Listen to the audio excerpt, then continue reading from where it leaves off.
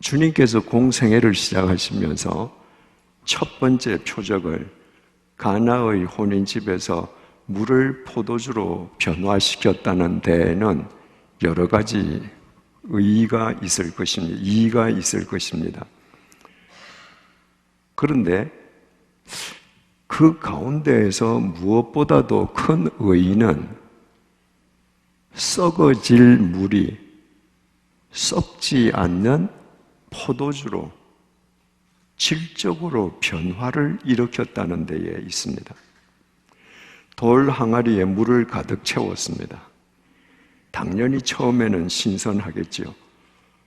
근데 시간이 경과하면 부패균에 의해서 그 물은 썩기 시작합니다.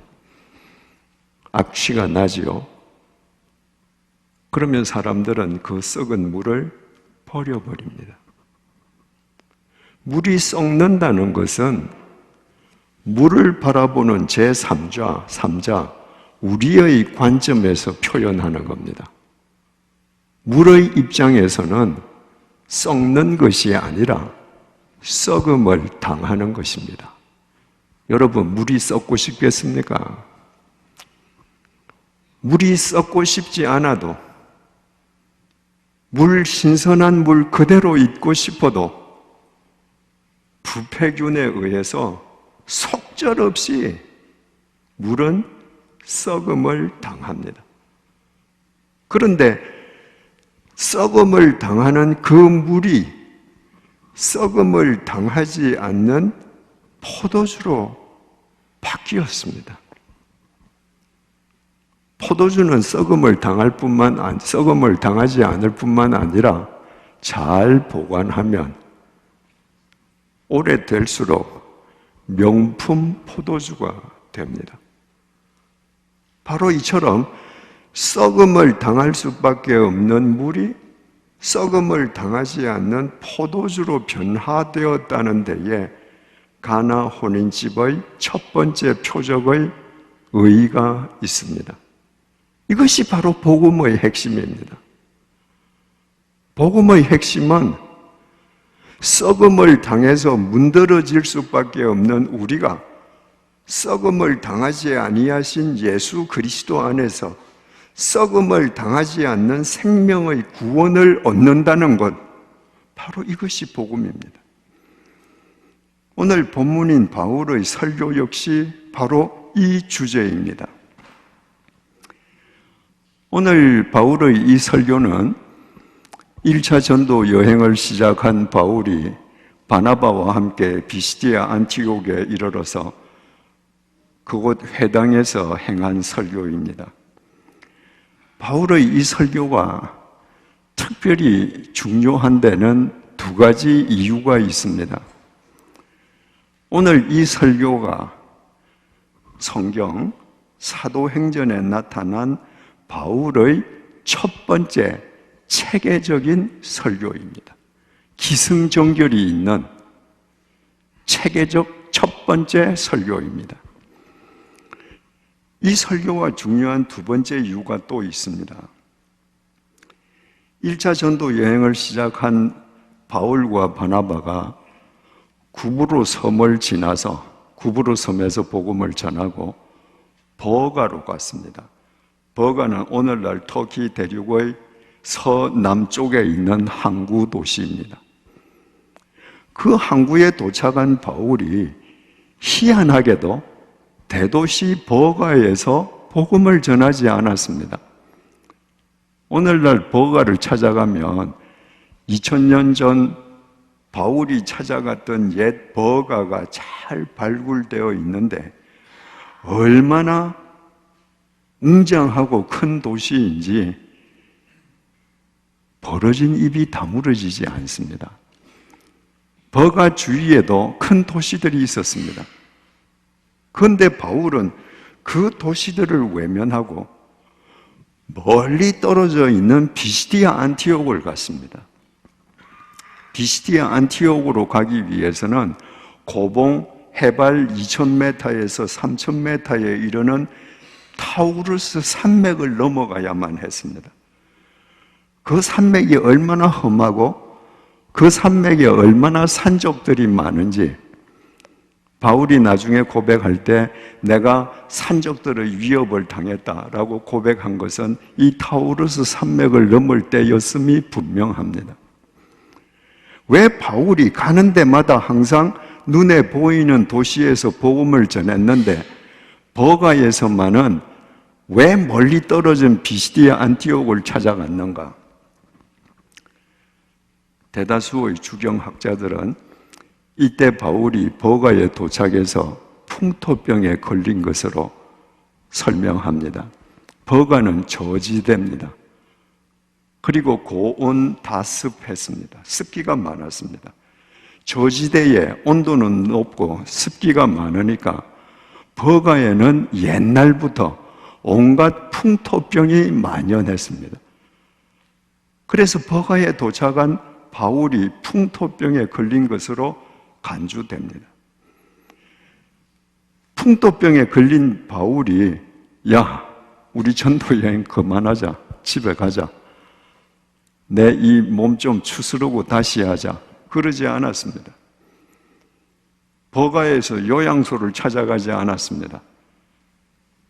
저지대, 고온 다습한 버가와는 정반대의 자연 조건을 가지고 있는 비시디아 안티옥. 거기는 고원지대입니다. 높습니다. 공기가 건조합니다. 선선합니다. 그러니까 병원을 찾아가서 풍토병을 낫게 하는 것이 아니라 버가와는 반대의 자연 조건인 곳으로 찾아가서 그곳에서 복음을 전하기 위해서 그 타우루스 산맥을 넘어간 겁니다. 타우루스 산맥을 넘어간 바울이 사도행전 어디를 뒤져도 비시디아 안티옥에 도착해서 자기 몸을 요양했다는 말이 없습니다. 비시디아 안티옥을 도착한 바울이 안식일이 되자마자 회당을 찾아가서 한 설교가 이 설교입니다. 아직 몸이 완전치 않습니다. 아직 풍토병에서 낫지 않았을 수 있습니다. 그 저지대에서 2000m, 3000m의 고봉들을 넘어서 비시디아 안티옥에 가서 거기에서 행한 설교, 이 설교를 읽을 때마다 마음이 아려옵니다. 본문 32절입니다. 우리도 조상들에게 주신 약속을 너희에게 전파하노니. 여기에서 우리는 설교하는 바울 자신과 동행자 바나바입니다. 우리도 너희들에게 조상들에게 주신 약속을 너희들에게 전파한다. 무슨 말입니까? 우리 조상들도 늘 그렇게 했어. 그래서 우리 조상들처럼 나도 조상들에게 주신 약속을 너희들에게 지금 설명하는 거야. 여러분, 조상이라고 하는 집합 명사는 한 단어인데 그 조상이라는 한 단어 안에는 수천 년이 있습니다. 3000년 전 할아버지가 계시잖아요. 2000년 전 할아버지가 계시죠. 1000년 전 할아버지가 계십니다. 3000년 전 할아버지가 볼 때에는 나에게 2000년 전 할아버지는 1000년 후 손자, 후손입니다. 그런데 오늘을 사는 나에게는 전부 조상이에요. 그러니까 전부 조상이라고 표현하지만 그 조상에는 1000년 전 조상, 3000년 조상, 그 옛날 조상에게 후손 지금 다 포함되어 있는 거예요. 그 조상들에게 주신 약속은 세 번역은 어떻게 번역? 이 개역 개정은 조상들에게 주신 약속이라고 번역이 되어 있는데 헬라어 원문에는 조상들에게 이루어진 약속입니다. 예를 들어서 하나님께서 3000년 전 조상에게 약속을 하셨어요. 그 약속이 1000년 전 조상에게 이루어진 겁니다. 그 조상들에게 이루어진 약속을 내가 여러분에게 하겠습니다.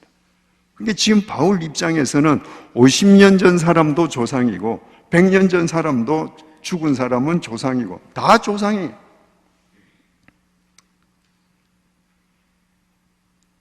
여러분, 저는 유대인이 안타깝기도 하고 참 부럽기도 합니다. 안타까운 이유는 그들이 예수님을 모르기 때문이고, 그들이 부러운 이유는 구약 성경이 모두 그들의 조상에서 이루어진 약속들이거든요.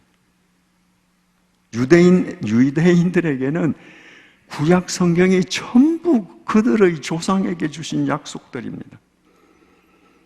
미국 서부에 사시는 한 지인이 미국에서 이스라엘 텔아비브로 가시면서 경험을 한 이야기인데요. 거기에 미국의 학생들이, 그러니까 초등학생, 중학생, 이런 어린 학생들이 여러 명 타고 있었습니다. 미국에서 태어난 유대인 선생님이 처음으로 유대인 땅을 탐방 가는 겁니다. 이스라엘 국적기를 타고 가는데 이스라엘 국적기가 이스라엘 영내로 지나니까 기장이 방송을 했습니다. 우리 비행기가 지금 이스라엘 영내로 들어왔습니다. 그 순간에 선생님의 지시에 따라서 그 어린 학생들이 전부 주머니에서, 왜 유대인들이 쓰는 조그만 그 모자 있잖아요, 이거를 다 쓰고 창문 밖으로 내려다 보이는 이스라엘 땅을 향해서 비행기에서 무릎을 꿇고 기도하는 거예요. 그 선생님이 그 아이들에게 뭐 가르치겠습니까? 조상들 속에서 이루어진 약속들입니다. 여러분, 저는 여러분 개개인이 여러분들 후손에게 내 조상에게 이루어진 약속을 남기는 믿음의 사람들이 되기를 바랍니다. 제가 하나님께 감사드리는 바가 있습니다. 저는 허랑방탕했던 사람입니다. 근데 정말 주님께서 그 허랑방탕한 늪 속에 빠져있는 많은 사람들 가운데 핀세트로 저만 뽑아주셨습니다. 저는 제가 책을 쓴다는 생각을 해본 적이 없습니다. 세상에 태어나서. 그런데 주님의 그 은혜가 감사해서 제 자신에 대한 책을 한 권 썼습니다. 그 책을 쓰게 해주신 주님께 감사합니다. 제 아들이 보면 아버지에게 이루어진 하나님의 약속이에요. 제 손자가 지금 어린데 그 손자가 나중에 그 책을 읽으면 할아버지에게 이루어진 하나님의 약속들이, 여러분들이 긴 책을 쓰시라는 것이 아니라 한국 땅에 사셔서 이 미국 먼 땅에 오셔서 여러분들의 삶 속에서 이루어진 하나님의 약속들을 몇 줄이라도 써두셨을 때 50년 후에 100년 후에 여러분의 손자, 증손자가 내 할아버지, 정조 할아버지의 삶 속에서 이루어진 하나님의 약속을 자신들의 눈으로 읽을 때 그 약속이 곧 자신들의 약속이 되지 않겠습니까? 여러분, 약속은 하는데 이의가 있지 않습니다. 지켜지는데 의의가 있습니다. 약속은 내용이 중요하지 않습니다. 약속은 지켜지느냐, 공수표냐, 그게 중요합니다. 우리 조상들에게, 2000년 전 조상들에게 주신 하나님의 약속은 1000년 후에, 500년 후에 전부 다 성취되었습니다. 그 얘기를 지금 바울이 하는 겁니다. 33절 상반절입니다. 어떤 약속인가? 곧 하나님이 예수를 일으키사 우리 자녀들에게 이 약속을 이루게 하셨다 함이라. 하나님께서 우리 조상들에게 약속을 하신 것이 있는데 예수를 죽음에서 일으키신다고 약속을 하셨는데 그 조상들의 후손 시대에 가서 그 약속이 이루어졌다는 겁니다. 예수님께서 죽음을 깨트리고 부활하심으로 실제로 이루어졌다는 거예요. 33절 하반절입니다. 시편 둘째 편에 기록한 바와 같이 너는 내 아들이라 오늘 너를 낳았다 하셨고, 이것은 시편 2편 7절 말씀입니다. 하나님께서 다윗의 입을 통해서 너는 내 아들이라 오늘 너를 낳았다고 당신의 독생자를 이 땅에 보내실 약속을 주셨습니다. 그리고 당신의 독생자가 인간의 몸을 입고 실제로 이 땅에 오심으로 그 약속도 성취되었습니다. 34절입니다.